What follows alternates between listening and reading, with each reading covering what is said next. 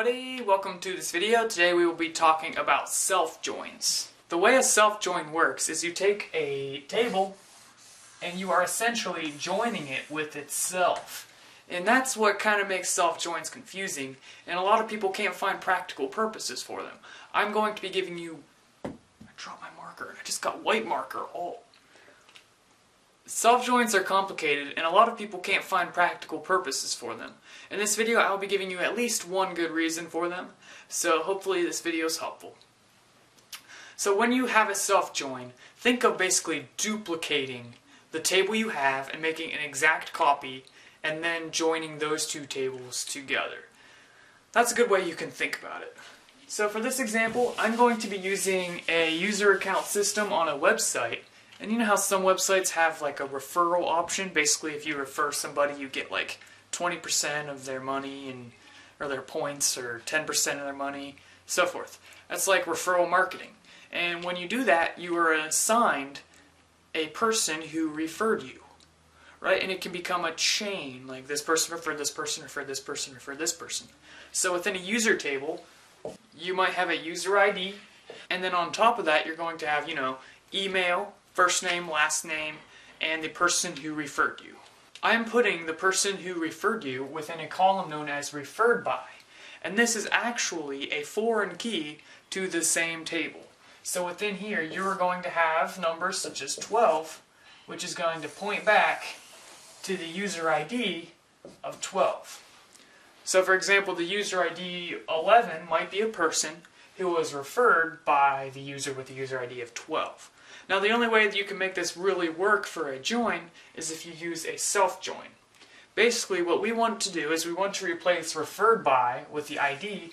We want to use a join to replace this number with that user's email, which I also forgot to put in here. So, just throw an email in there. So we'll take this, and then our outputted result will look something like this. And this is the table that we're going to have, and then we're going to insert data into that table. So we might have a user such as Caleb Curry, and his email is going to be swag@yolo.com. And then it's referred by that we're going to replace that number with a user's email such as hot sauce at Yahoo.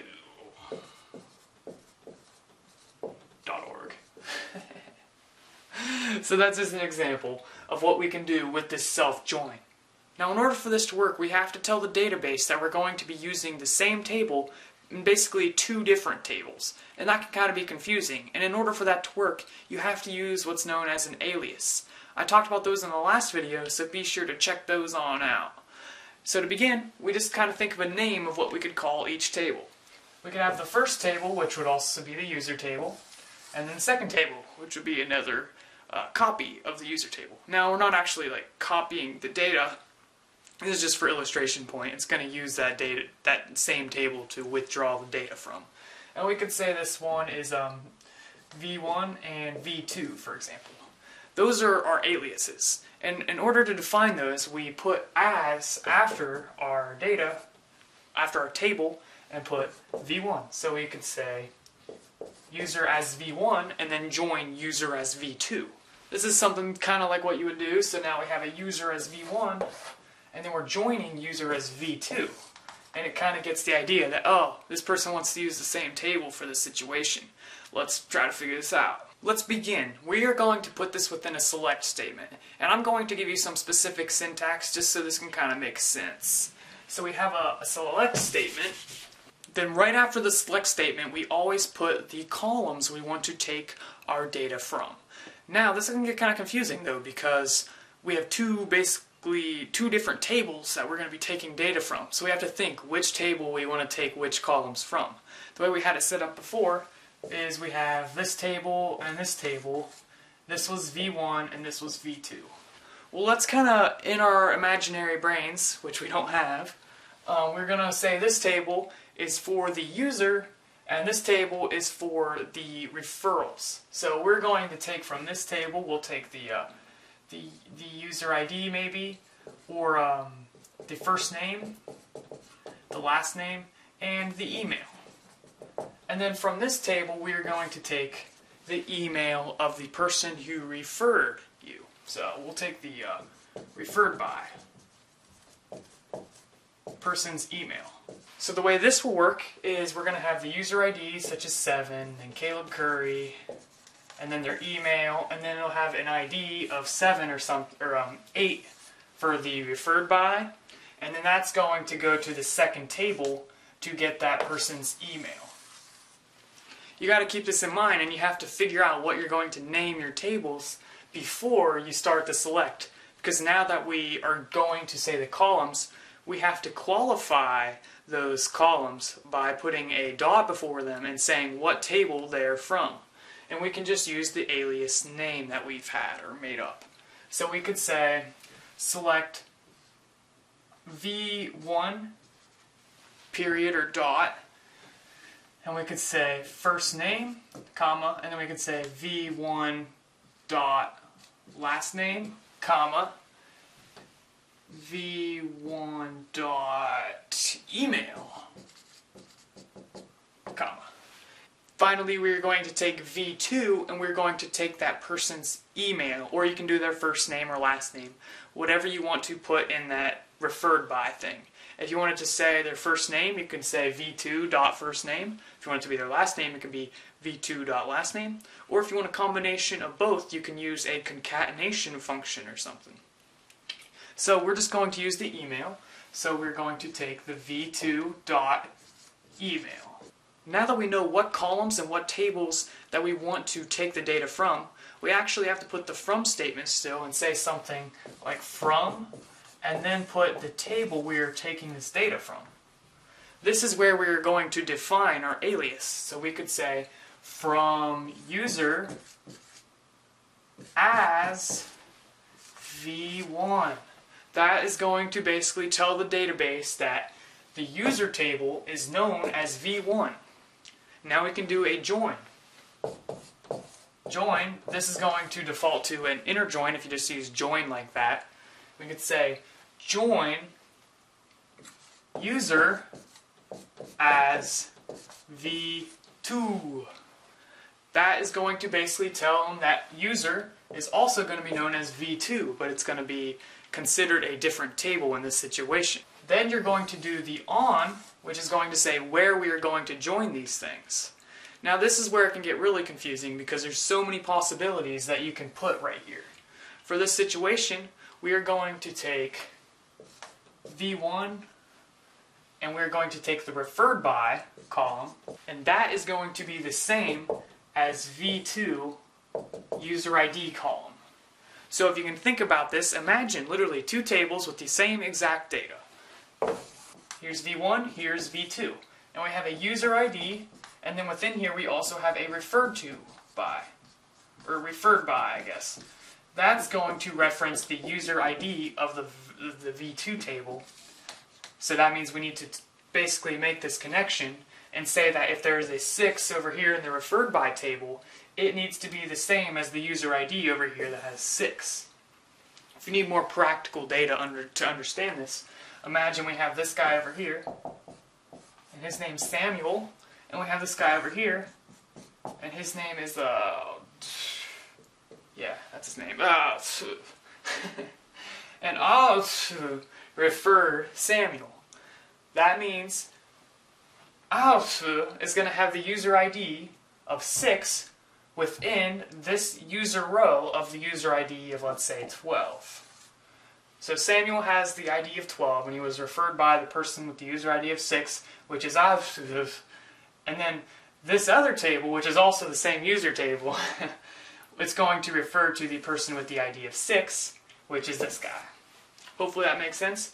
But in reality, you're not going to have two exact copies of the data. It's smart enough to understand that these are all one table, so it's basically going to take that referred by and then go back to the user column and join that into what would look like taking two tables and putting them together. That's why it can get kind of confusing. But when you take this query as it is and you put it in your database, you will get something that looks like a normal joined table. It'll be one really big table, and it will have the columns that we selected. v1.fn. On top of this, we're also going to have the v1 last name and the v1 email and the v2 email. Then if we were to put example data into this, it would look something like Caleb, Curry, an email, and then the v2 email would be like another guy's email, so such as swah@swah.com. That's what it would look like, and it would just give you all of the rows for that. So yeah, you can mess around, do all kinds of cool joins and all kinds of stuff. But there's one more thing that I want to tell you, and that has to do with aliases. Well, you know, this might not be too pretty how you have it right now, and it might be confusing having an email and then right beside it another email. Like, what do those mean? Well, you might want to say that one column is the user and another is the person who referred them.